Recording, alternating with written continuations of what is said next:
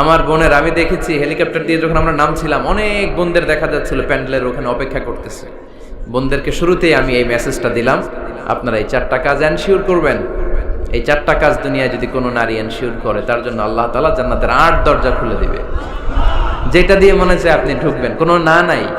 তোমার বোনরা যারা এই 4টা কাজ করবে, সালাত, সিয়াম, স্বামীর আনুগত্য আর নিজের সতীত্বের হেফাজত, এই 4টা কাজ করলে আল্লাহ তাআলা ওই নারীদের জন্য জান্নাতের 8টা দরজা খুলে দিবেন, যেটা দিয়ে মন চায় ঢুকবে। রব্বুল আলামিন এই সূরাটা শুরু করলেন ঈমানদারদেরকে ডেকে। এই সূরার মধ্যে রব্বুল আলামিন 5 বার ঈমানদারদেরকে ডাক দিয়েছেন, আর একবার গোটা বিশ্বের সব মানুষদেরকে ডাক দিয়েছেন। পড়েন সুবহানাল্লাহ। আল্লাহ বললেন, ইয়া আইয়ুহাল্লাযীনা আমানু লা তুকদ্দিমু বাইনা ইয়াদাইল্লাহি ওয়া রাসূলিহি ওয়াত্তাকুল্লাহ ইন্নাল্লাহা সামিউন আলীম। আল্লাহ বললেন, ও বিশ্বাসীরা শোনো, প্রথম গাইডলাইন, এই সমাজে যদি শান্তি চাও, সমাজটারে যদি সুন্দর বানাতে চাও, আল্লাহ আল্লাহর রাসূলের বিধানের উপরে কোনো কথা বলো না। আল্লাহ আল্লাহর রাসূল যেই বিধান দিয়েছেন ওই বিধানটাই ফাইনাল। আল্লাহ আল্লাহর রাসূল যা বলছে ওইটা ফাইনাল না আমার যা মন চায় ওইটা ফাইনাল? কারটা ফাইনাল? আল্লাহ আল্লাহর রাসূলেরটা ফাইনাল। কোন বিশ্বাসী নারী, কোন বিশ্বাসী পুরুষ আল্লাহ আল্লাহর বিধান চলে আসার পরে মন গড়া কোনো কাজ করতে পারে নাকি? মুমিন নারী পুরুষ সব সময় ওই বিধান পালন করে যেই বিধানটা আমাদের জন্য ফরজ করেছে কে? আল্লাহ আল্লাহ রাসূল যা বলেছে এটাই ফাইনাল। খবরদার, আল্লাহ এবং আল্লাহ রাসূলের দেয়া কোনো বিধানকে টপকে যেও না। Don't try to be over smart. বেশি স্মার্ট হতে যেও না। যতটুকু ইসলাম দিয়েছে ওইটার মধ্যেই থাকো। ইসলামের চেয়ে বেশি স্মার্ট কোনো কিছু হতে পারে? ইসলামের চাইতে কোনো কিছু বেশি মডার্ন হতে পারে? আল্লাহর দেয়া, আল্লাহ রাসূলের দেয়া কোনো আইনের চেয়ে কোনো স্মার্ট আইন পৃথিবীবাসী বানাতে পারে? এজন্য আল্লাহ বললেন, ওয়ামা কানা লিমুমিনিন ওয়ালা মুমিনাতিন ইযা কাদাল্লাহু ওয়া রাসূলুহু আমরান আন ইয়াকুনা লাহুমুল খিয়ারাতু মিন আমরিহিম। আল্লাহ আল্লাহর রাসূলের বিধান যখন জানা হয়ে যায়, কোনো মুমিন বান্দা বান্দি তাদের আর নিজেদের পক্ষ থেকে কোনো অপশন থাকে না, কোনো চয়েস নাই। আমার আল্লাহ বলেছে 5 ওয়াক্ত নামাজ জামাতের সাথে পড়ো, এর উপরে আমাদের কোনো কথা আছে নাকি?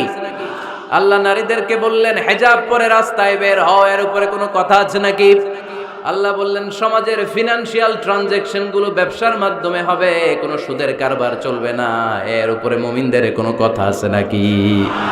আল্লাহ আল্লাহ রাসূল যেটা বলেছে ওইটাই ফাইনাল, ওইটাই সবচেয়ে শ্রেষ্ঠ। খেয়াল রাখবেন, এর চেয়ে বেশি শ্রেষ্ঠ হতে পারে? এক সাহাবী বললেন, আমি সারা রাত তাহাজ্জুদ পড়বো, ঘুমাবো না। এক সাহাবী বলল, আমি আর স্ত্রীদের কাছে যাব না। আরেক সাহাবী বলল, সারা বছর আমি রোজা রাখবো, আমি কোনোদিন রোজা ভাঙবো না।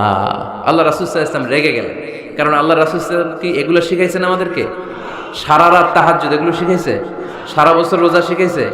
স্ত্রীদের থেকে আলাদা দূরে দূরে থাকা এগুলো শিখাইছে? রাসূল সাল্লাল্লাহু আলাইহি ওয়াসাল্লাম রেগে গেলেন। দেখেন what a check and balance. ইসলাম কতটা ভারসাম্যপূর্ণ জীবন ব্যবস্থা। আল্লাহ রাসূল সাল্লাল্লাহু আলাইহি ওয়াসাল্লাম ডেকে বললেন, কার এত সাহস যে বলেছে সারা রাত তাহাজ্জুদ পড়বে? কই, আমি নবী তো সারা রাত তাহাজ্জুদ পড়ি না। আমি নবী তো তাহাজ্জুদও পড়ি আবার ঘুমাই। তো আমি ঘুমাইয়া আল্লাহর এত বড় প্রিয় বান্দা হতে পারি, তোমার সমস্যা কোথায়? আমি নবী হয়ে 11 জন স্ত্রীর সাথে মেলামেশা করতে পারি, তোমার মিশতে সমস্যা কোথায়? আমি নবী রোজা রাখি, আবার মাঝে মাঝে রোজা রাখি না, দিনের বেলা খাই, এভাবে মানতে তোমার সমস্যা কোথায়? ইন্নী লা আখশাকুম লিল্লাহি ওয়া আতকাকুম লাহু। আমি নবী সবার চাইতে বেশি আল্লাহরে চিনি। আমার নবীর চাইতে আল্লাহরে বেশি কেউ চিনে? আরে নবী তো আমাদেরকে আল্লাহকে চিনিয়ে দিয়েছে, চিল্লায় বলেন ঠিক কি না? আমার নবীর চাইতে কেউ বেশি বুজুর্গ হতে পারবে না, আমার রাসূলের চাইতে কেউ বেশি আল্লাহওয়ালা হতে পারবে? তার মানে রাসূল যতটুকু শিখিয়েছে অতটুকুই শ্রেষ্ঠ। এটা টপকিয়ে, এটার উপর দিয়ে অ্যাডভান্স হয়ে সামনে যাওয়া যাবে? বেশি বোঝা যাবে না। খবরদার, রাসূল যেটা শিখিয়েছেন অতটুকুর মধ্যে থাকতে হবে, তাহলে কল্যাণ আর বরকত দিবে কে? মাগরিবের ফরজ নামাজ কয় রাকাত? কয় রাকাত? ফরিদপুরের কেউ যদি বলে আমি অনেক বড় আল্লাহর ওলি, আমি 5 রাকাত পড়বো, সব বেশির জন্য, হ্যাঁ কি কয় হবে না? 5 রাকাত তো সেজদা কয়েকটা বেশি আছে এটার মধ্যে, রুকু কয়েকটা বেশি, কষ্টও বেশি হবে, কথা কয় না হবে। রমাদানের 30 দিন রোজা রাখা ফরজ, আপনি যদি বলেন না রমজানে না রেখে এটা আমি শাবান, জুলকাদ, জুলহাজ 3 মাস টানা 90 দিন রেখে দিব, বেশি রাখবো আমি, হবে হবে, কারণ বেশি বুঝছে। কারণ কি আল্লাহ রাসূলের চাইতে বেশি বোঝা যাবে, আল্লাহ রাসূলের চাইতে বেশি বুজুর্গ সাজা যাবে। খবরদার, never be advanced from Allah and his রাসূল। আল্লাহ এবং আল্লাহ রাসূলের চাইতে আমরা অ্যাডভান্স হব না। আল্লাহ রাসূল যা দিয়েছেন ওইটাই ফাইনাল। ওইটা কি ফাইনাল? আওয়াজ করে বলেন ওইটা কি। তাহলে সামাজিক সুখ সম্প্রীতির প্রধান মাধ্যম হচ্ছে আল্লাহ রাসূল যা বলেছে এটাই আমরা মানব, এর উপরে আমরা কোনো কথা বলতে চাই। এরপর আল্লাহ ইমানদারদেরকে আবার ডাক দিলেন, বললেন ইয়া আইয়ুহাল্লাযীনা আমানু লা তারফাউ আসওয়াতাকুম ফাওকা সাওতিন নবী। ও বিশ্বাসীরা খবরদার, আমার নবীর কণ্ঠের চাইতে তোমাদের কণ্ঠ বড় করো না। ঘোষণাটা কার? কারণ সাহাবারা আল্লাহ রাসূল সাল্লাল্লাহু আলাইহি ওয়াসাল্লামের চারদিকে এরকম ঘিরে বসে থাকতো। এজন্য সাহাবাদেরকে উদ্দেশ্য করে আল্লাহ বললেন, আমার নবীর গলার সাউন্ড যতটুকু তোমাদের সাউন্ড থাকবে অতটুকু বা অতটুকুর চেয়ে কম, এর চেয়ে বড় হওয়া যাবে তাহলে বেয়াদবি হয়ে যাবে। তাহলে কি হয়ে যাবে? বনু তামিম গোত্রের নেতা কে হবে? আল্লাহর হাবিব সাল্লাল্লাহু আলাইহি ওয়াসাল্লাম পরামর্শ করছিলেন। আবু বকর রাদিয়াল্লাহু তাআলা আনহু বললেন, আমার মনে হয় এই লোকটা হইলে ভালো হয়। ওমরে ফারুক বলে না, উনি না, আমার মতে এই লোকটা হইলে ভালো। সাইয়েদনা আবু বকর বললেন, আরে না ওমর, তুমি বুঝো নাই, আমি যার কথা বলেছি সে হলে সবচেয়ে ভালো, তার মধ্যে নেতৃত্বের গুণ আছে। সাইয়েদনা ওমরে ফারুক বলেন, না আপনি বুঝেন নাই, আপনার চেয়ে আমি ভালো বুঝছি, আমি যারে বলেছি সেই হবে নেতা। তর্ক আছে না নাই? এই তর্ক, কথার নাম কথা, কথার পিঠে কথা করতে করতে করতে করতে ওনাদের মধ্যে একটু ঝগড়ার একটা ভাব, বিশ্বনবী বসা, এই ঝগড়া করতে করতে সাউন্ড বড় হয়ে গেছে, এই উনি হবে, উনি বলে না উনি হবে। বিশ্বনবীর কণ্ঠের চাইতে কণ্ঠ উঁচু হয়ে গেল, আরশের উপর থেকে একটা ধমক দিলেন কে? আল্লাহ বললেন, খবরদার, লা তারফাউ আসওয়াতাকুম ফাওকা সাওতিন নবী, নবীর কণ্ঠের চাইতে কণ্ঠ উঁচু করো না। ওয়ালা তাজহারু লাহু বিল কওলি কাজহারি বা'দিকুম লিবা'দ আন তাহবাতা আমালুকুম ওয়া আনতুম লা তাশউরুন। নবীর কণ্ঠের চাইতে তোমাদের কণ্ঠ যদি উঁচু হয়ে যায়, তোমাদের সব নেক আমলগুলো আমি আল্লাহ বাতিল করে দেব। ধমকটা ছোট না বড়? ছোট না বড়? মনোযোগ আছে আপনাদের? যদি নবীর কণ্ঠের চাইতে তোমাদের কণ্ঠ বড় হয়, জীবনে যত ইবাদত করছো সব বাতিল, নামাজগুলো বাতিল, কাজে আসবে না।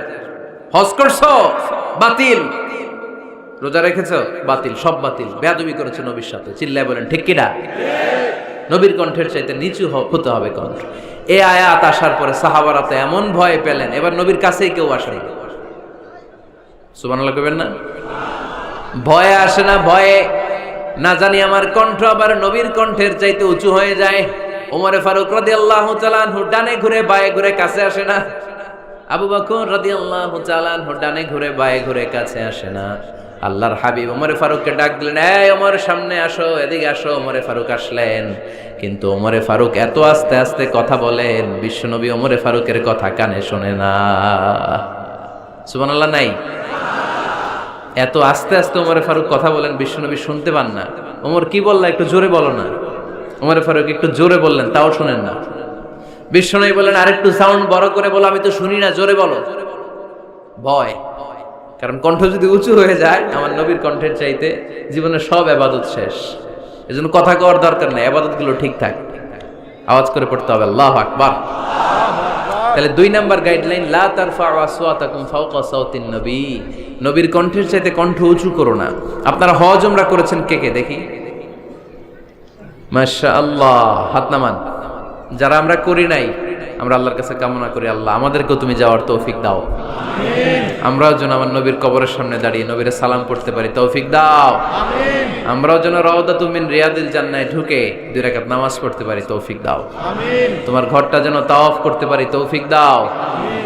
মক্কা মদিনার ঐতিহাসিক জায়গাগুলো যেন দেখে হৃদয়টারে ঠান্ডা করতে পারি, আল্লাহ তৌফিক দাও। আমিন।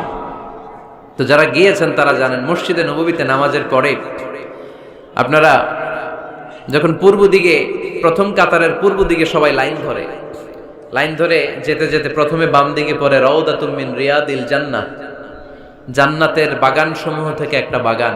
পুরো মসজিদে নববীর কার্পেটের এক কালার, ওই রাউদাতুম মিন রিয়াদিল জান্নাহর কার্পেটের আরেক কালার। আল্লাহ রাসূল সাল্লাল্লাহু আলাইহি ওয়াসাল্লামের ঘর আর মিম্বার এতটুকু জায়গাকে অন্য কালারের কার্পেট দেয়া হয়েছে। এটা দুনিয়ার বুকে জান্নাতের টুকরার মধ্যে থেকে একটা টুকরা। কোন সুবহানাল্লাহ।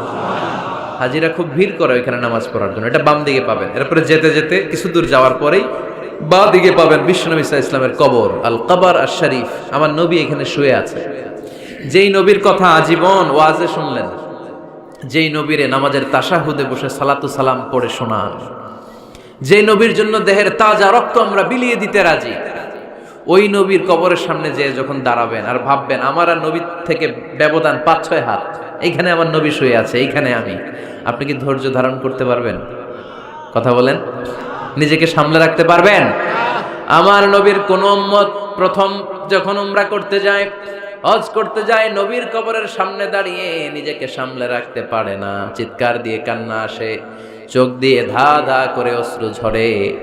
যেই নবীর ভালোবাসা আমার হৃদয়ের মধ্যখানে, আমার নবী নাকি শোয়া আছে এই জায়গায়, এই জায়গায় আমার নবী শোয়া। সহ্য হয় না, বুক ফেটে চিৎকার আসে, কিন্তু চিৎকার দেয়া যায় না। কারণ যে আয়াতের তাফসীর আপনাদেরকে শোনাচ্ছি, এই আয়াতটা বিশ্বনবীর কবরের উপরে লেখা। লা তারফাউ আসওয়াতাকুম ফাওকা সাউতিন নবী, তুমি নবীর দরবারে এসেছো, এখানে বড় গলায় আওয়াজ করে কোনো কথা বলা যাবে না। চিল্লায় বলেন ঠিক কি না? এই আয়াতটা আজও লেখা নবীর কবরের উপর। লা তারফাউ আসওয়াতাকুম ফাওকা সাউতিন নবী, এটা নবীর দরবার, এখানে চিৎকার চেঁচামেচি করে দুরূদ পড়া যাবে না, লাফালাফি করা যাবে না, ভদ্রভাবে আন্তরিকতার সাথে বিনয়ের সাথে নবীরে সালাম দিতে হবে। সুবহানাল্লাহ পড়ো। আল্লাহ রাসূল সাল্লাল্লাহু আলাইহি ওয়াসাল্লাম আমাদের থেকে বিদায় নিলেন, কিন্তু এই আয়াতের হুকুম আজও আছে না নাই?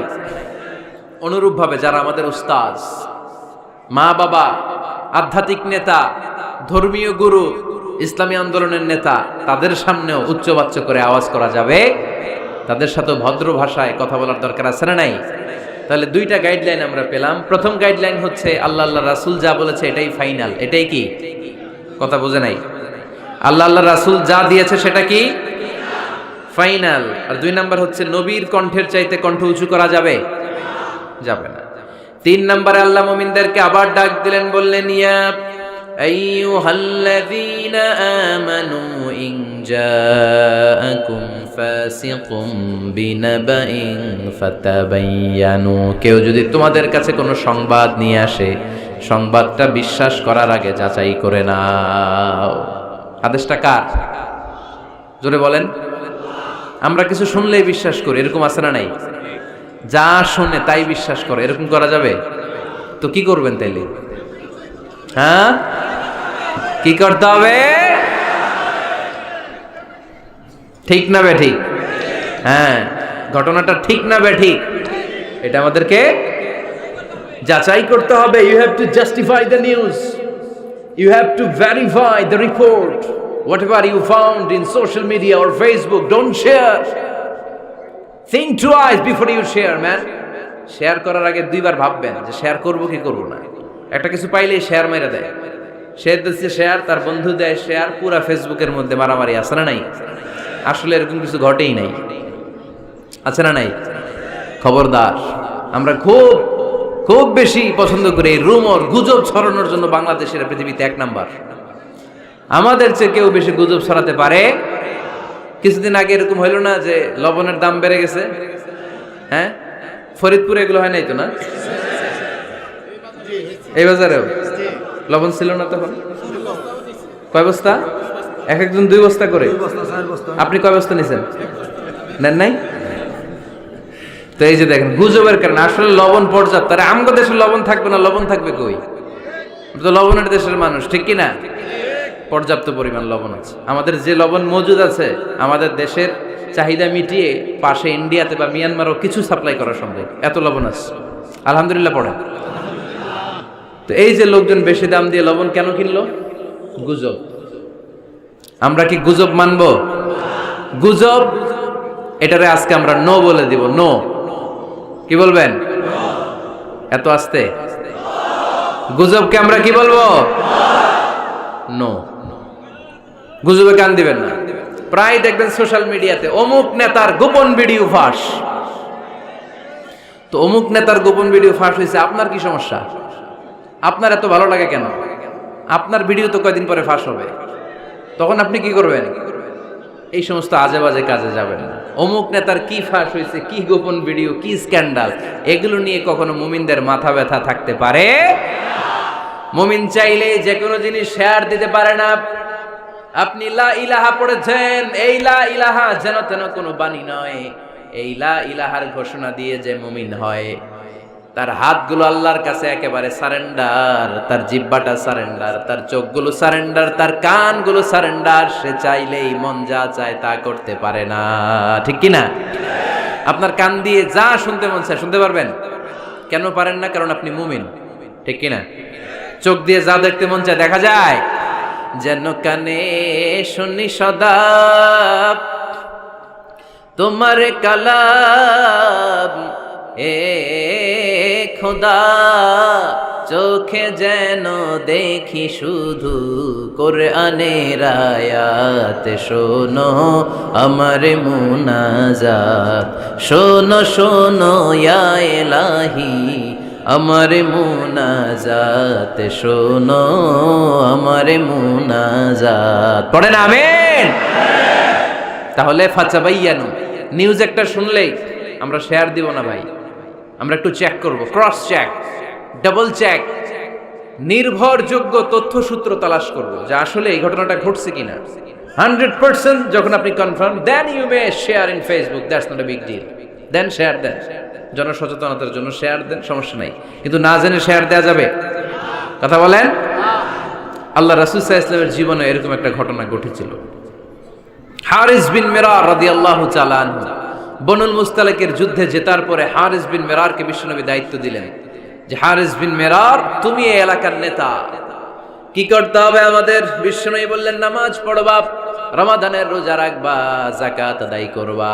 মেরার বলে, তাহলে যাকাত নেন? বিশ্বনবী বললেন, না, 1 বছর পূর্ণ হওয়ার পরে যাকাত দিতে হয়। যাকাত কয় বছর পর পর? যাকাত প্রতিদিন দেয়া লাগে। হালানিল হাউল, 1 বছর যখন হবে আমি আমার সাহাবী পাঠাবো মদিনা থেকে, তখন দিয়ে দিও। বিশ্বনবী চলে গেলেন। 1 বছর পরে এক সাহাবীকে রেডি করলেন, যাকাতের সম্পদ নিয়ে আসো বনুল মুস্তালিকের পক্ষ থেকে। ওই সাহাবীর নাম হচ্ছে আলী ওয়ালিদ ইবনে উকবা। বিশ্বনবী ডেকে বললেন, ওয়ালিদ যাও, 1 বছর সময় অতিক্রান্ত হয়েছে, বনুল মুস্তালিকের লোকদের যত যাকাতের সম্পদ জমা হয়েছে নিয়ে আসো। সাইয়েদনা ওয়ালিদ ইবনে উকবা যখন সম্পদ আনার জন্য বের হলেন, ওইদিকে বনুল মুস্তালিকের লোকেরা শুনতে পেল বিশ্বনবীর পাঠানো সাহাবী ওনাদের এলাকায় শুভাগমন করবে। ওই সাহাবীকে লাল গাড়িচার সংবর্ধনা দেওয়ার জন্য সেনাবাহিনী সহ পুরো এলাকা থেকে সব সৈন্যবাহিনী সহ তারা মরুভূমির মধ্যে এসে দাঁড়িয়ে রয়েছে। সুবহানাল্লাহ পড়ে। নবীর সাহাবীর আগমন হবে, নবীর সাহাবীর শুভাগমন। উনি এসে আমাদের এলাকার যাকাতের টাকা কালেকশন করে নিয়ে যাবে, ওনাকে সংবর্ধনা দিব, বের হও। তলোয়ার নিয়ে, ঘোড়া নিয়ে, গার্ড দিয়ে আমরা দাঁড়িয়ে থাকি। তো মরুভূমিতে সবাই দাঁড়ায় আছে। আল ওয়ালিদ ইবনে উকবা মদিনা থেকে বিশাল রাস্তা পাড়ি দিয়ে যখন বনুল মুস্তালিকের এলাকার কাছাকাছি দূর থেকে দেখে তলোয়ার নিয়ে লোকজন দাঁড়ায় আছে। কি নিয়ে দাঁড়ায় আছে? উনি ভাবছে আমারে মারার জন্য দাঁড়ায় আছে। উনি মনে মনে ভাবলেন, বিশ্বনবী পাঠালেন যাকাত নেয়ার জন্য, যাকাত পরে নিব, আগে জান সামলাই। কারণ এলাকার লোকেরা সব তলোয়ার নিয়ে সেনাবাহিনী সহ দাঁড়ানো। আসলে কথাটা কি ঠিক? মারার জন্য দাঁড়ায় আছে? কি জন্য? সম্মান দেওয়ার জন্য, ওয়েলকামিং রিসেপশন দেওয়ার জন্য। উনি ভাবলেন আমারে কচু কাটা করবো, এক কাজ করি, ওদিকে না যে অ্যাবাউট টার্ন, উল্টা করি। যেই চিন্তা ওই কাজ। সাহাবী আল ওয়ালিদ ইবনে উকবা উল্টা ঘুরে গেলেন, মন্দ ধারণা নিয়ে ফিরে যেয়ে বিশ্বনবীরে বললেন, নবী আপনি আমার মায়ের খাওয়ার জন্য পাঠাইছিলেন, যাকাত আনার জন্য পাঠিয়েছেন, কিন্তু তারা যাকাত তো দিবেই না, আমারে হত্যার জন্য তলোয়ার নিয়ে দাঁড়িয়েছিল গো নবী। কথা কি সত্য?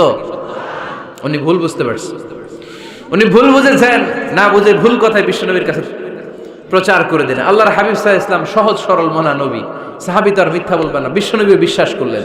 বিশ্বাস করে খালিদ ইবনে ওয়ালিদের নেতৃত্বে 1000 সৈন্যের অভিযান পাঠালেন। বললেন, যাও, যে দেখো ঘটনা কি, ঘটনা সত্য হলে অভিযান চালাও। আল্লাহ বলেন, নবী অভিযান পরে চালায়েন, একটু থামেন। ফাতাবায়ানু ইন জাআকুম ফাসিকুম বিনাবাইন ফাতাবায়ানু। নবী ওয়ালিদ এসে আপনার কাছে দেই তথ্য প্রচার করেছে, তথ্যটা সঠিক নয়, আগে যাচাই করেন, তারপরে অ্যাকশনে যান, ঠিক কি না? আমরা ডাইরেক্ট অ্যাকশন মারি। আমরা কি করি? অ্যাকশন অ্যাকশন, ডাইরেক্ট অ্যাকশন, সত্য না মিথ্যা ধার ধারি না। আল্লাহ বললেন, নবী অভিযান চালাবেন না। ওয়ালিদ যেই কথা আপনারে বলেছে এই কথাটা সত্য নয়।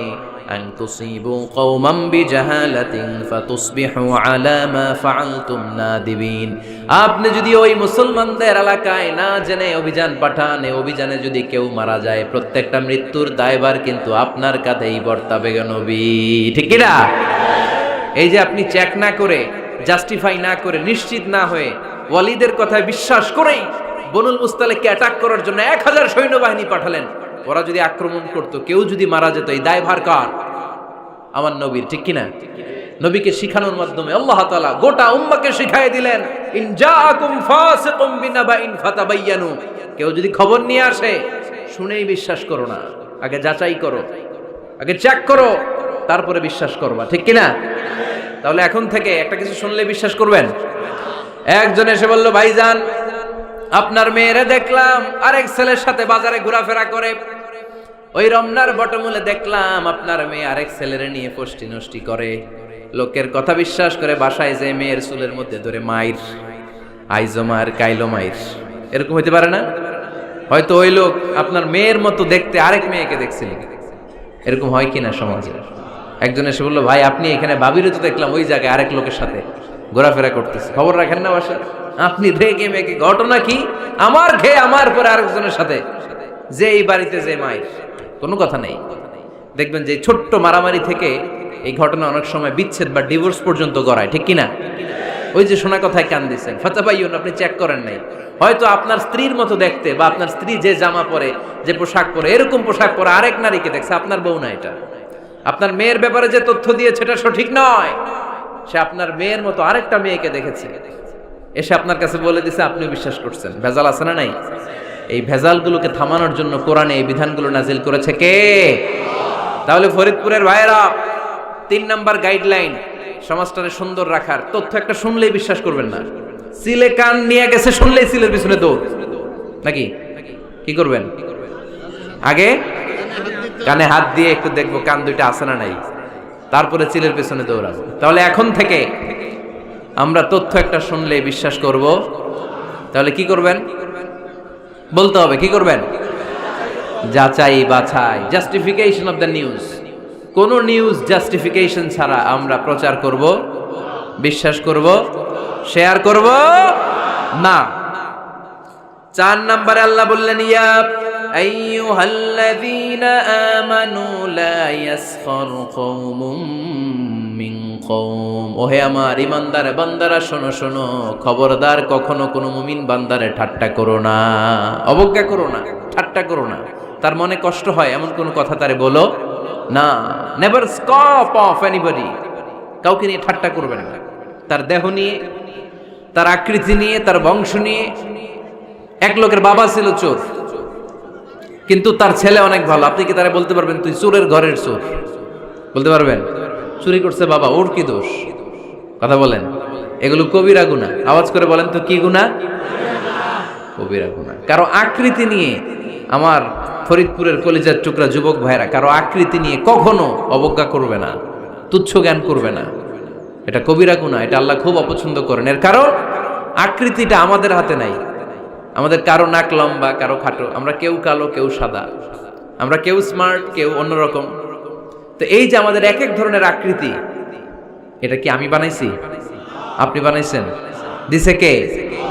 এজন্য কারো দেহের গঠন নিয়ে যদি আপনি অবজ্ঞা করেন, এটা প্রক্ষান্তরে আপনি স্রষ্টাকে নিয়ে অবজ্ঞা করলেন। কারো দেহের আকৃতি নিয়ে যদি আপনি তুচ্ছ করেন, তাকে তুচ্ছ করেননি, আমার রবকে আপনি তুচ্ছ করেছেন। চিল্লায় বলেন ঠিক কি না? খবরদার, তুই কালু, তুই লম্বু, তুই মোটু, তুই কানা, তুই রোহিঙ্গা,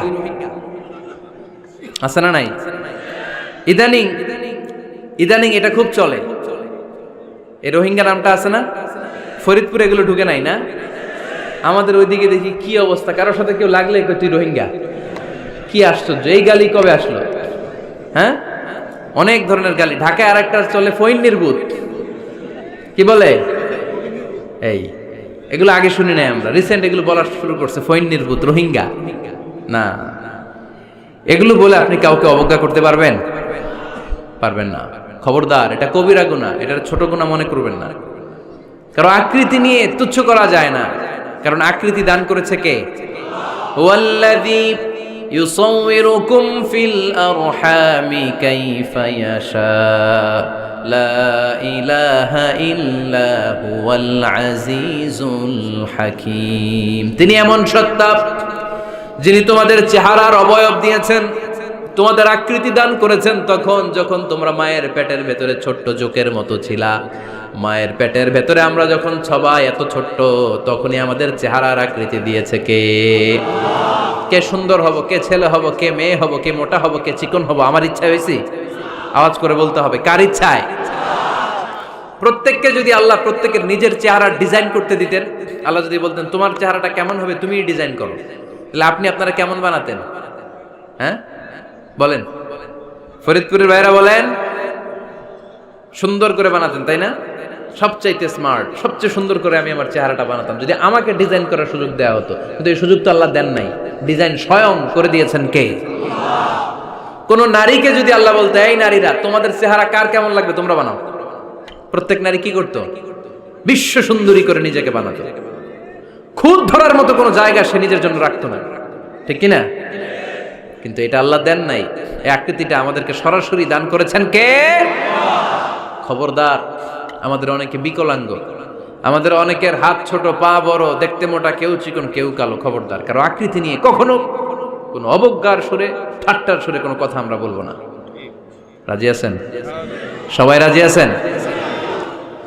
আল্লাহ রাসূল সাল্লাল্লাহু আলাইহি ওয়াসাল্লামের এক সাহাবী ছিল, নাম ইবনে মাসউদ রাদিয়াল্লাহু তাআলা আনহু। ওনার পায়ের নলা ছিল খুব চিকন, অস্বাভাবিক চিকন, স্বাভাবিক না। তো উনিও এটা ঢেকে রাখতেন, দেখাতেন না কাউকে। একদিন উনি খেজুর পাড়ার জন্য খেজুর গাছে উঠলেন। খেজুর গাছে ওঠার পরে নিচ থেকে সাহাবারা পায়ের চিকন নলা দেখে ফেলছে। দেখে সবাই হাসি, সবাই হেসে কুটি কুটি। বিশ্বনবী বললেন, হেসো না, খবরদার, আমার ইবনে মাসুদের পায়ের চিকন নলা দেখে হেসো না। আমার ইবনে মাসুদের এই পায়ের চিকন নলা যদি মিজানের পাল্লায় উঠিয়ে দেয়া হয়, কিয়ামতের দিন উহুদ পাহাড়ের চেয়েও ভারী হয়ে যাবে। খবরদার, আমার ইবনে মাসুদকে আমার আল্লাহ অনেক পছন্দ করে, তার পা চিকন দেখে তাকে তুচ্ছ করো না। আল্লাহর হাবিব সাল্লাল্লাহু আলাইহি ওয়াসাল্লামের 11 জন স্ত্রীর মধ্য থেকে একজন স্ত্রী ছিলেন একজন স্থূল আকৃতির, অবিসিটি ছিল, একটু মোটা। ওনার নাম ছিল সাফিয়া রাদিয়াল্লাহু তাআলা আনহা। তা আম্মা জান আয়েশার সাথে একবার সাফিয়ার ঝগড়া। নবীদের বউদের মাঝে মাঝে মাঝে ঝগড়া হতো, তবে সেটা হতো মধুর ঝগড়া। সুবহানাল্লাহ পড়েন। আম্মা জান আয়েশা রাদিয়াল্লাহু তাআলা আনহার বাসায় একদিন বিশ্বনবী বসা ছিলেন। আরেকজন স্ত্রী, বিশ্বনবীর আরেকজন স্ত্রী রান্না করে কিছু খাবার আম্মা জান আয়েশার ঘরে পাঠিয়েছেন। এক দাসী দিয়ে বলল, যাও এটা আয়েশার ঘরে দিয়ে আসো, কারণ নবী আয়েশার ঘরে। আম্মা জান আয়েশা রাদিয়াল্লাহু তাআলা আনহা বললেন, এগুলো কি? ওই দাসী বলে, তরকারি। কে দিছে? অমুক স্ত্রী। কেন দিয়েছে? আমি কি রান্না করতে পারি না? তোমরা রান্না তোমরা খাও। এই কথা বলে পাতিল সহ উড়ায় মারছে চেহারার মধ্যে। এর কারণ ওনারা মানুষ ছিলেন, মানবীয় ব্যাপারগুলো ওনাদের মধ্যেও কাজ করত। আবার এক স্ত্রী ঝোল দিয়ে রান্না করে কিছু খাবার নিয়ে এসেছে। আম্মা জান আয়েশা রেগে মেগে ওই ঝোল নিয়ে ওই স্ত্রীর গালের মধ্যে মেখে দিয়েছেন। বিশ্বনবীর আরেক বউয়ের গালের মধ্যে ওই ঝোল লাগাই দিচ্ছে। এবার ওই স্ত্রী বিশ্বনবীর কাছে যেয়ে বলে, ইয়া রাসূলুল্লাহ, দেখেন আয়েশারে আপনি বেশি আদর করেন তো, দেখেন কি করে আমাদের সাথে। এই যে আমাদের গালের মধ্যে ঝোল মাখাই একবার মেকআপ বানাই দিচ্ছে। বিষ্ণু ইসা ইসলাম বললেন, তাই আয়েশাকে ডাকো। আম্মা জান আয়েশা রাদিয়াল্লাহু তাআলা আনহা আসলেন। আল্লাহ রাসূল সাল্লাল্লাহু আলাইহি ওয়াসাল্লাম বললেন, তুমি কি আমার এই স্ত্রীর সাথে এমন আচরণ করেছো? আম্মা জান আয়েশা বললেন, করেছি। কেন?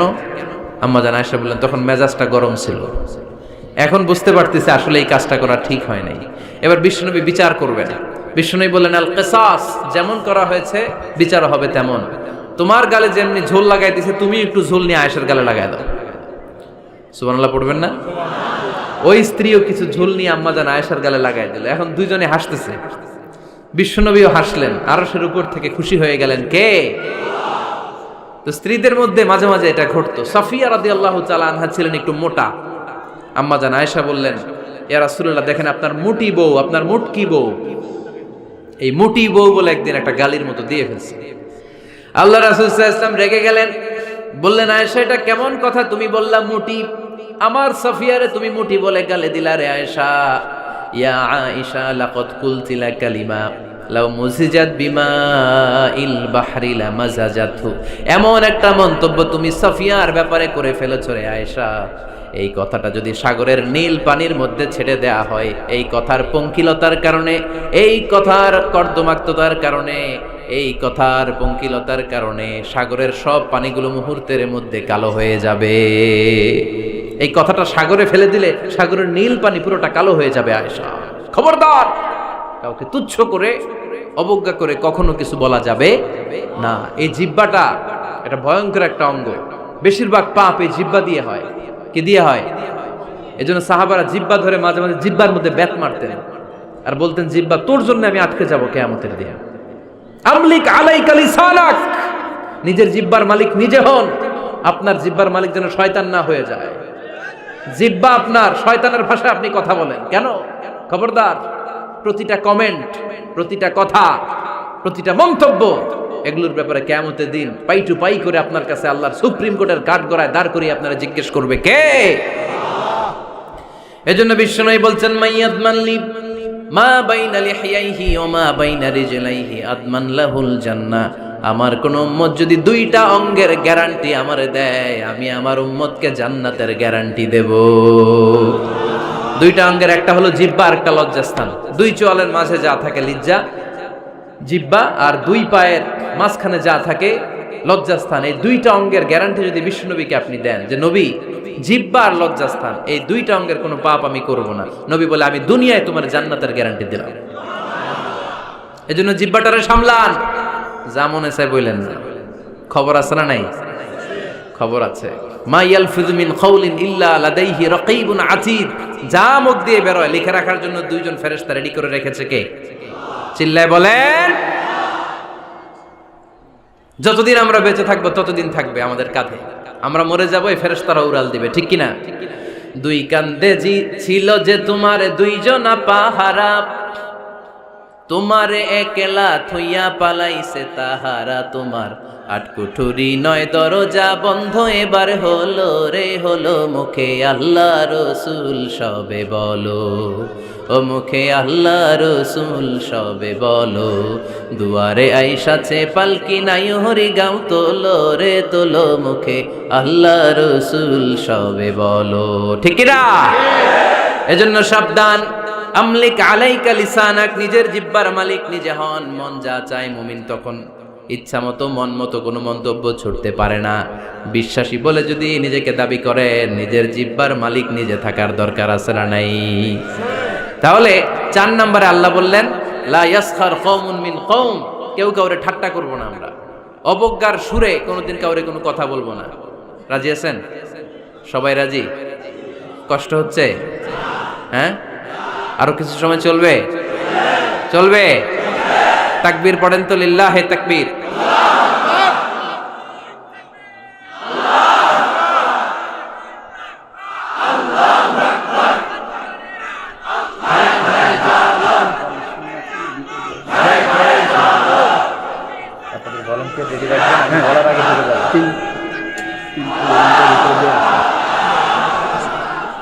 মাশাআল্লাহ, সবাই আওয়াজ করে পড়ি মাশাআল্লাহ। আমরা বিশৃঙ্খলা করব না, একসাথে বিদায় নিব। আরো অনেক সময় আছে আমার হাতে, আমরা একসাথে কথা শুনে বিদায় নিব। রাজি আছেন তো? বিশৃঙ্খলা করে মাঝখান থেকে উঠবেন কে কে দেখি? উঠবেন? মাশাআল্লাহ। না, আজকে অনেক সুশৃঙ্খল, এজন্য দোয়া আছে, মোনাজাত আছে। আমরা একসাথে একটু দোয়া করব, দোয়া করে এরপরে বিদায় নিব। এই 1 বছর পর পর এই প্রোগ্রাম হয়, আবার বেঁচে থাকলে কবে আসি না না আসি, ঠিক কিনা? দোয়ায় অংশগ্রহণ করে যাবেন তো সবাই? মাশাআল্লাহ, আজকের প্রোগ্রাম অনেক সুশৃঙ্খল। আমি যখন নামি তখনই ভালো লাগতেছিল আমার, কারণ ধাক্কা ধাক্কি করে এমন ভাবে হেলিকপ্টারের উপর মানে ঝাপটে পড়ে লোকজন, এতে অনেক সমস্যা, আমরা বেরোতে পারি না, প্রোগ্রামে আসতে পারি না, দেরি হয়ে যায়, সব কিছু ডিসঅর্ডার হয়ে যায়। আজকে এত সুশৃঙ্খল ব্যবস্থাপনা আমার খুব ভালো লেগেছে, আলহামদুলিল্লাহ। ফরিদপুরের মানুষ খুবই সুশৃঙ্খল। আল্লাহ তুমি ভাইদেরকে আরো ভালো ভালো কাজ আঞ্জাম দেওয়ার তৌফিক দান করো। আওয়াজ করে পড়বো আমিন। এরপরে 5 নম্বরে আল্লাহ বললেন, ওয়ালা তালমিজু আনফুসাকুম, খবরদার তোমরা অন্যের দোষ খোঁজো না, দোষ খুঁজবা নিজেদের। কিন্তু সমাজে আমরা অন্যের দোষ খুঁজি কি খুঁজি না? 5 নাম্বার, ওয়ালা তালমিজু আনফুসাকুম, নেভার ডিসফেম ইচ আদার, একে অপরের দোষ খোঁজো না। আমাদের সমাজে কিছু লোক আছে নিজের দোষ দেখে না, খালি অন্যের দোষ দেখে, আছে না নাই? চায়ের দোকানে বসে বসে দেখবেন বলবে এই বাড়িতে এই সমস্যা, ওই বাড়িতে ওই সমস্যা, ওই বাড়িতে মারামারি, ওই বাড়িতে কাটাকাটি, তোর বাড়িতে কি সমস্যা ওইটা বল, তোমার বাড়িতে কি সমস্যা ওইটা বলো মিয়া। আছে না এরকম? এই হুজুর ভালো না, এই সমস্যা, ওই হুজুরও ভালো না, এই হুজুরও খারাপ, এই হুজুরের এই সমস্যা। তুমি হুজুরের কি সমস্যা, তুমি হুজুরের কি সমস্যা আগে জাতির কাছে ওইটা বলো। আগে নিজে ভালো হও, নিজে ভালো তো জগৎ ভালো। জন্য খবরদার অন্যের দোষ খুঁজবেন না, এটা খুব বাজে একটা স্বভাব, খালি অন্যের দোষ খোঁজে। যে নিজে নিজের দোষ খুঁজতে পারে, যে নিজে নিজের সমালোচনা করতে পারে, সে সবচেয়ে বুদ্ধিমান। কারণ অন্যে কি করছে এই ব্যাপারে আপনারা ধরবে আল্লাহ। কথা বলেন না কেন? আল্লাহ আপনাকে ধরবে, আপনার কি সমস্যা, আপনি কি করলেন, শুধু ওই ব্যাপারেই আপনি জিজ্ঞাসিত হবেন। এজন্য আল্লাহ বললেন তাদের উপর আমার লানত, তাদের উপর ধ্বংস, যারা প্রকাশ্যে অপ্রকাশ্যে অন্যদের দোষ খুঁজে বেড়ায়, দোষ বলে বেড়ায়, এরকম আছে না নাই? আল্লাহ লানত দিয়ে বললেন ওয়াইলুল লিকুল্লি হুমাযাতিল লুমাযা, গোপনেও দোষ খোঁজে প্রকাশ্যেও দোষ বলে, তাদের উপর আল্লাহ লানাত। হুমাযাতিল লুমাযা, এই লুমাযা শব্দ থেকে আল্লাহ এনেছেন ওয়ালা তালমিজু আনফুসাকুম, একে অপরের দোষ খোঁজো না, নিজের দোষ খোঁজো, সেই সবচেয়ে বুদ্ধিমান। তাহলে আমরা আত্মসমালোচনা করব, কি করব? খেয়াল রাখবেন, সবচেয়ে খারাপ হচ্ছে সমালোচনা। সবচেয়ে খারাপ কি? তারপর কিছুটা ভালো যেটা, সেটা হচ্ছে আলোচনা। সেটা কি? আলোচনা। সবচেয়ে ভালো হচ্ছে আত্মসমালোচনা। সবচেয়ে ভালো কি? তাহলে তিনটা বললাম। এক হচ্ছে সমালোচনা, আমরা করব না, আমরা করব আলোচনা, আর সবচেয়ে বেশি করব আত্মসমালোচনা, সেলফ ক্রিটিসিজম। রাতে ঘুমানোর আগে একটু ভাববেন কি কি ভুল করলাম, কাকে কাকে কষ্ট দিলাম, কি কি অন্যায় আজকে আমার দ্বারা হলো, কালকের দিনটা যেন আমার আজকের দিনের চেয়ে ভালো হয়। নিজের সাথে নিজের এরকম বোঝাপড়ার দরকার আছে না নাই? আমরা যেন আত্মসমালোচনা করি ফরিদপুরের ভাইয়েরা, অন্যের দোষ যেন না খুঁজি। Small people talk about people, যারা নিচু মনের মানুষ এরা শুধু মানুষের দোষ খুঁজে বেড়ায়, মানুষ নিয়ে কথা কয়, এই মানুষ, এই মানুষের সমস্যা, এই সমস্যা। Average people talk about things and story and the incidents. যারা মাঝারি মনের মানুষ তারা বিভিন্ন ঘটনা নিয়ে কথা বলে, বিভিন্ন বিষয় নিয়ে কথা বলে। আর গ্রেট পিপল, যারা মহামানুষ, দে টক অ্যাবাউট আইডিয়াস, তারা নতুন নতুন আইডিয়া নিয়ে কথা বলে। এই আইডিয়া সমাজে অ্যাপ্লাই করলে, ইমপ্লিমেন্ট করলে সমাজটা বদলে যাবে। এই আইডিয়া এখানে সেট করলে এখানে কল্যাণ হবে। বড় মনের মানুষরা আইডিয়া নিয়ে কথা বলে। এখন দ্য ডিসিশন ইজ ইয়োর্স, সিদ্ধান্ত আপনার। আপনি কি ছোট মনের মানুষ হবেন না বড় মনের মানুষ হবেন? অন্যরে নিয়ে আমার কোনো টেনশনের দরকার নেই। আমি জান্নাতি না জাহান্নামী, এই টেনশনে তো ঘুম আসে না আমার। আমার কি অবস্থা হবে আমি জানি না। আমি আরেকজনের দোষ খুঁজি, আমি আরেকজনের বদনাম বলি, আমি আরেকজনের পিছু লেগে থাকি। খবরদার, বিশ্বাসী বলে যারা দাবি করে তারা কখনো অন্যের পিছু লাগতে পারে। খেয়াল রাখবেন, কেউ যদি পিছু লেগে থাকে ও আজীবন পিছেই থাকবে। পিছু লাগা মানে কি? ও সামনে না আমি সামনে? কথা বোঝে নাই বোধহয়। কেউ যদি আমার পিছু লাগে, ও সামনে না আমি সামনে? আমি সামনেই থাকবো, ও পিছনেই থাকবে। কথা বুঝতে পেরেছেন? খবরদার, পিছু লাগবো না কারো, কারণ কারো পিছু লাগলে আমি পিছনে পড়ে যাবো। কারো দোষ খুঁজবো না, নিজের দোষ খুঁজবো। আমার কি সমস্যা, আমার কি ইমপ্রুভ করা দরকার, আমার কি ডেভেলপ করা দরকার, আমি নিজেকে কিভাবে সাজাতে পারি, এই নিয়ে থাকবে আমার টেনশন। আল্লাহর দেয়া আমাদের জন্য সবচেয়ে বড় উপহার হচ্ছে সময়। আল্লাহ আপনারা এত কিছু দিয়েছে, এর মধ্যে সবচেয়ে দামি কোন জিনিসটা দিয়েছে জানেন? সময়। কি দিয়েছেন? আমাদের জীবনের এই সবচেয়ে দামি জিনিসটা, এই সময়টা আমরা অন্যের পিছনে লাগাই ফেলি। অন্যের দোষ খুঁজতে খুঁজতে অন্যের এই সময়টা দিয়ে দেয়, নিজের সময় নিজের কাজে লাগাতে পারি না, তাই না? এজন্য আমরা যেন অন্যের দোষ না খুঁজি, নিজের দোষ খুঁজি। ওয়ালা তালমিজু আনফুসাকুম, একে অপরের দোষ খুঁজো না। আদেশটা কার? আওয়াজ করে বলতে হবে, আদেশটা কার? এরপরে রব্বুল আলামিন বললেন ওয়ালা তানাবাজু বিল আলকাব, খবরদার খবরদার, কাউরে মন্দ নামে ডেকো না। প্রত্যেককে যে নামে ডাকলে সে খুশি হয় তাকে ওই নামে ডাকো। কোনো মন্দ নামে কখনো কাউরে ডাকা যাবে না। মন্দ নামে ডাকা যাবে? সম্মানিত ভাইরা, কাউরে মন্দ নামে ডাকবেন? তার যেই নাম ওই নামে ডাকবেন। যে নামে সে নিজেকে ডাকলে পছন্দ করে তাকে ওই নামে ডাকবেন, মন্দ নামে কাউরে ডাকা যাবে না। এটা কবিরা গুনাহ। এটা কি গুনাহ? কবিরা গুনাহ। কারণ প্রত্যেকের নামটা প্রত্যেকের কাছে খুব প্রিয়, খুব আপন, খুব যত্নের, তাই না? ভাই আপনার নাম কি? উজ্জ্বল হোসেন। উজ্জ্বল নামে আরো মানুষ এই গ্রামে আছে না নাই? তা আপনার কাছে মনে হইতে পারে উজ্জ্বল নামটা তো খুব স্বাভাবিক একটা নাম। উজ্জ্বল, কত উজ্জ্বল আছে এলাকায়, আপনার কাছে এরকমই লাগে কত উজ্জ্বল, কিন্তু ওনার কাছে উজ্জ্বল নামটা এরকম না। ওনার কাছে উজ্জ্বল নামটা স্পেশাল। উজ্জ্বল নামটা কি? স্পেশাল। কারণ এই নামে তাকে সবাই ডাকে, এই নামটা তার কাছে খুব আদরের, খুব যত্নের। হুজুর আপনার নাম কি? সুলাইমান ফারুকি। আপনার কাছে মনে হতে পারে আরে কত সুলাইমান তো জীবনে দেখছি, কত সুলাইমান আছে বাংলাদেশে, 10,000 সুলাইমান আছে না নাই? আছে। তো আপনার কাছে এরকম মনে হয়, কিন্তু ভাইজানের কাছে কি এরকম মনে হয় না? ভাইজানের কাছে সুলাইমানটা খুব দরদের, খুব প্রিয়, খুব আদরের। কারণ এই নামে ভাইজানকে সবাই চিনে, ঠিক কিনা? আমার নাম মিজান, আপনার কাছে মনে হইতে পারে আরে এই নামের কত লোক আছে বাংলাদেশ, আছে না? কিন্তু আমার কাছে এই নামটা খুব দরদের। কারণ আমারে মিজান বললে আমি বলি কি, আরেকজনের ডাকলে আমি তাকাই, ঠিক কিনা? ভাবছি আমারে ডাকছে, কারণ এই নামটার প্রতি আমার একটা দুর্বলতা কাজ করে, এটা আমার পরিচয় বহন করে প্রত্যেকের কাছে। প্রত্যেকের নামটা এমন, এজন্য কারো নাম যখন নেবেন সুন্দরভাবে নেবেন। প্রত্যেকে প্রত্যেকের নামকে পছন্দ করে। তার প্রমাণ, কেউ কাগজ কলম পাইলেই দেখবেন নিজের নাম লেখে, সিগনেচার মারে, আছে না নাই? বিশেষ করে সাগরে ঘুরতে গেলে বালুর মধ্যে প্রত্যেকে প্রত্যেকের নাম লেখে, দেখবেন, দেখছেন? কক্সবাজারে ঘুরতে গেছেন কারা কারা দেখি? ওরে ফরিদপুরের লোক ঘুরতে যাইতে দেখি অনেক। আচ্ছা, দেখবেন আমি অনেককে দেখেছি সাগর পাড়ে বালুর তীরে বালু পেলেই প্রত্যেকে নিজের নামটা লেখে, লেখে আবার লাভ চিহ্ন দেয়, এমনি বড় করে একটা কি দেয়, লাভ মানে কি? তার মানে আমার নামটারে আমি ভালোবাসি। প্রত্যেকে প্রত্যেকের নামটারে বড্ড ভালোবাসি। এজন্য কখনো এই রোহিঙ্গা, ফইন্নিরপুর এগুলো বলবে না।